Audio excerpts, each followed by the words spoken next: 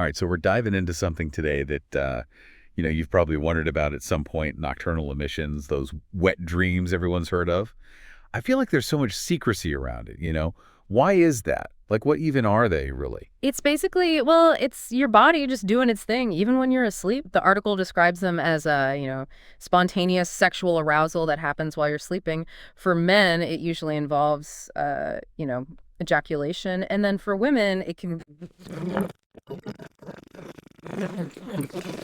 So it's like your brain's off in dreamland, but your body's reacting anyway, even if you don't realize it. Yeah, exactly. And what's interesting is for women, just having lubrication might not actually qualify as a wet dream. Some researchers think a woman needs to be aware of having an orgasm when she wakes up for it to actually be considered a wet dream. Wow, that's pretty wild.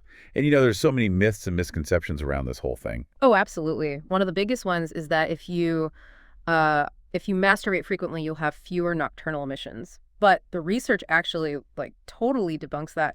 Alfred Kinsey, that really important sex researcher, he found there wasn't actually a direct link between the two. That's so interesting. I remember hearing that myth all the time when I was younger.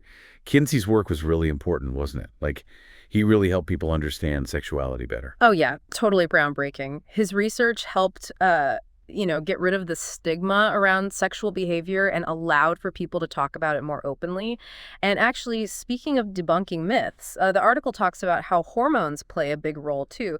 There was a study that showed, a connection between testosterone and nocturnal emissions in teenage boys. The more testosterone they had, the more likely they were to have these emissions. So hormones are a huge part of it, especially during puberty.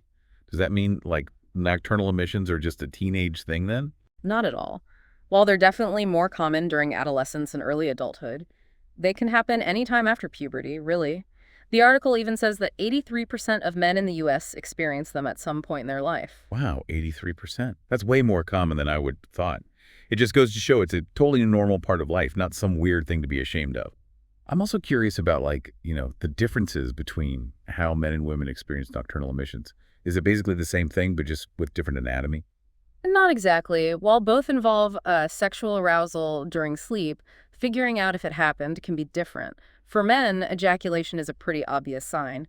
But for women, it's not as straightforward. Lubrication doesn't always mean an orgasm happens, so it's harder to tell. So it's more ambiguous for women. Hmm. The article mentioned Kinsey again and another researcher, Barbara L. Wells. They both studied female nocturnal orgasms, but their findings were pretty different. Kinsey found that around 40% of the women he interviewed had experienced them. But Wells' research suggested it was much higher, like closer to 85%. Yeah, that is a big difference. It just goes to show how hard it is to study this, especially in women. There's still so much we don't know, and we definitely need more research. It makes you wonder how much our cultural perspectives and societal norms affect how we even approach studying this stuff, right? Like, if something is taboo, it's probably harder to research it openly and honestly. Oh, you're absolutely right. Culture has a massive impact on how we see and understand our own bodies. Speaking of culture, the article gets into some really interesting ways nocturnal emissions have been viewed throughout history. Like, in some Jewish and Islamic traditions, they're associated with ritual impurity. And that leads to practices like ritual bathing to purify yourself. It's amazing how something biological can become like a spiritual thing depending on the culture. Exactly. And in Judaism, there's even a specific set of psalms called the Tikkun HaKaleh that are meant to be recited as repentance for nocturnal emissions. It really shows how closely connected cultural and religious beliefs can be to how we understand our own bodies. Wow, I had no idea. So it wasn't always seen as just a neutral biological event. There are all these layers of meaning attached to it. Yeah, exactly. And those interpretations were all over the place. For example, in Christian perspectives, St. Augustine and Aquinas, who were really influential in Christian theology, they believed nocturnal emissions were involuntary, so not a sin at all. So a totally different view there, just a natural thing. Seems like every culture had their own way of trying to understand it. Right. And the explanations they came up with, whether it was spirits, demons, or ritual purity, often reflect bigger cultural anxieties and beliefs about the body and sexuality. It's like they were trying to fit something they didn't understand into their existing knowledge and beliefs. But now that we have a better scientific understanding, we can separate those cultural interpretations from what's actually happening biologically. Exactly. And that's so important for getting rid of the stigma around this topic and helping people feel more comfortable with their bodies. It makes you wonder If we had always looked at this from a scientific and destigmatized point of view, how different our understanding of sexuality would be today. That's a really interesting thought. We might have a much more open and accepting view without all the shame and taboo that's usually associated with these things. Definitely something to think about. It seems like the more we learn about the science of sexuality, the more we realize how much our culture and society have shaped how we see it. But before we go too deep into that, I'm curious about some of the specific cultural examples in the article. Like, it talks about how in medieval Europe, people thought nocturnal emissions were caused by succubi, these demon things that would seduce men in their sleep. Yeah, that's a pretty crazy example of how not understanding the science can lead to some wild explanations. It just goes to show that how we understand the world is influenced by what we know at the time. Like, they needed some way to explain this involuntary experience. And without science, they turned to the supernatural. Exactly. And those supernatural explanations usually reflected deeper cultural fears, like being possessed by demons or losing your manhood. The article also mentions a different view from East Asian medicine. They believed nocturnal emissions were caused by evil spirits trying to steal your life force.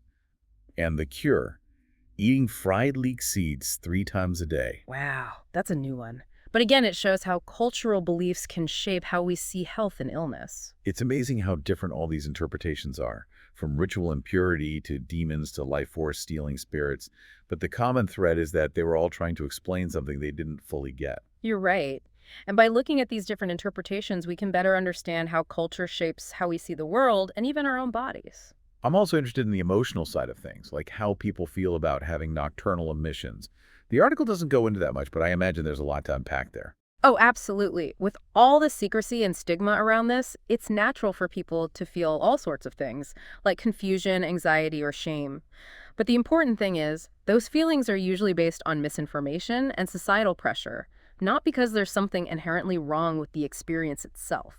I think that's a really important point to remember. It's not about trying to stop it from happening, but understanding that it's normal and there's no reason to be ashamed. But we'll dig more into those emotional aspects in the next part of our deep dive, so stay tuned. So, thinking about all these different ways cultures have seen nocturnal missions, it makes you wonder how much those views actually affected how people experience them, how they understood their own bodies. Yeah, that's a really interesting question. Like, if you grow up believing they're impure or even demonic, it's got to mess with your head, right? Could make you feel guilty, ashamed, even scared. Exactly. And that's why it's so important to talk about this openly and honestly. We need to separate the science from the cultural stuff and just accept that nocturnal emissions are a normal part of being human. And it goes beyond personal feelings too, right? Those beliefs could actually affect people's behavior and even their health. Imagine thinking you have to constantly purify yourself because of something your body does naturally. That would be incredibly stressful. Absolutely. It shows how important it is to question what we believe, especially when those beliefs could be harmful. Looking back at all these different cultural perspectives, do you see any kind of common thread running through them? Well, one thing they all have in common is they're trying to explain something they didn't understand. Before modern science, people didn't know why these involuntary emissions were happening, so they came up with stories and explanations that fit with their culture. So basically, they were just trying to make sense of something unknown. Exactly. And those explanations, whether it was spirits, demons, or ritual impurity, gave them a sense of order and control in a world that could feel pretty chaotic. It makes sense that people would try to find explanations for things they don't understand. But as we learn more, we need to reevaluate those explanations and see if they still hold up. I totally agree. And with what we know now about biology and sexuality, we can confidently say that nocturnal emissions are nothing to be afraid of or ashamed of. That's such an important message, especially for young people who might be going through this for the first time. They need to know it's normal and not something to be scared of. Absolutely. We need to give them accurate information and reassure them that this is just a part of growing up. Open communication and education are key to getting rid of the myths and helping people understand sexuality in a healthy way. Speaking of education, do you ever think about how these cultural beliefs might have influenced how we talk about and understand sexuality as a whole? That's a great point. I definitely think they have. These cultural stories, often based on fear and misunderstanding, have shaped how our society views sex and pleasure. It makes you wonder how different things would be if we had always approached sexuality from a scientific and open-minded perspective. It's an interesting thought. Maybe we'd have a more accepting view of human sexuality without all the shame and taboo. Definitely something to think about. But I want to go back to something you mentioned before about the emotional side of experiencing nocturnal emissions. What advice would you give to someone who's feeling anxious or embarrassed about it? First of all, I'd say you're not alone. It's a very common experience, and there's absolutely nothing to be ashamed of. It's just your body doing what it's supposed to do. If you're feeling overwhelmed, talking to someone you trust, like a friend, family member, or doctor, can really help. Remember, being open about it is the best way to break down the stigma and understand ourselves better. That's great advice. Sometimes just knowing you're not alone and that there's nothing wrong with you can make a huge difference. And if you're not comfortable talking to someone you know, there are also online resources and support groups available. That's right. And don't forget, knowledge is power. The more you know about your body and how it works, the more confident you'll feel dealing with these experiences. So keep asking questions, keep learning, and don't be afraid to ask for help if you need it. Well said. I think we've covered a lot today, from the biology to cultural beliefs to practical tips. What do you think are the most important things for our listeners to take away from this? I think the main takeaway is that nocturnal emissions are normal and natural. There's no reason to fear them or be ashamed of them. Understanding the science can help us let go of any negative feelings we might have picked up from society or our culture. And if you're struggling with those feelings, remember you're not alone. Reach out for support, talk to someone you trust, and keep learning. I couldn't agree more. Knowledge, understanding, and open communication are so important for creating a healthier and more accepting view of sexuality. We're not done with our deep dive just yet. When we come back, we'll talk about some practical tips and strategies for managing nocturnal emissions and addressing any concerns you might have. So stay tuned. All right, so we're back for the final part of our deep dive into nocturnal emissions. We've talked about the science, the cultural stuff, and even how it can make people feel. But before we wrap up, I wanted to get into some practical things people can do, like what if someone's having nocturnal emissions and it's really stressing them out or making them uncomfortable? Yeah, that's a great question. I think the first thing to remember is, having them every now and then is totally normal and it's usually nothing to be worried about. But if they're happening a lot and it's messing with your sleep or making you anxious, there are a few things you can try. Oh, okay, like what? Well, sometimes just changing your lifestyle can help.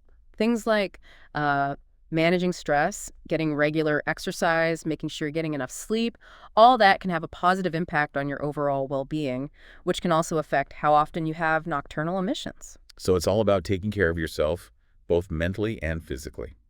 Makes sense. Are there any specific techniques or things people can try? Some people find that relaxation techniques like meditation or deep breathing exercises can help calm the nervous system down before you go to sleep. And there's also some evidence that practicing mindfulness can help you become more aware of what's happening in your body. That might help some people feel like they have more control over, getting aroused during sleep. Those are some great ideas. It's good to know there are things you can try if it's becoming a problem. But what if someone's tried all that and they're still having a hard time? Should they talk to a doctor? Absolutely. If nocturnal emissions are causing you a lot of stress or affecting your daily life, it's always a good idea to talk to a healthcare professional. They can help you figure out if there's any underlying medical condition, and they can also give you personalized advice and support. Sometimes just talking to someone who gets it and can reassure you can make a big difference. I think that's really important to remember. There's nothing wrong with asking for help, and a doctor can give you really valuable guidance and support. Okay, so we've covered a ton in this deep dive, from the biology to cultural stuff to practical tips. As we wrap up, what's the most important message you want our listeners to take away from all this? I really want everyone to understand that nocturnal emissions are a normal, natural part of life. There's nothing to be ashamed of or embarrassed about. The more we understand our bodies and how they work, the more comfortable we can be with these experiences. Couldn't have said it better myself. It's been really eye-opening exploring this whole world of nocturnal emissions. We've busted myths, learned about all sorts of cultural interpretations, and realized that it's a totally natural and healthy part of being human. And if you're still feeling unsure or have any questions, remember there are resources out there to help you. Don't be afraid to talk to a healthcare professional or check out some of the great online resources about sexual health and well-being. And with that, we'll leave you to think about everything we've talked about. Sweet dreams, everyone. Sweet dreams indeed. And remember, those dreams are just a normal part of being human. Thanks for joining us on this deep dive.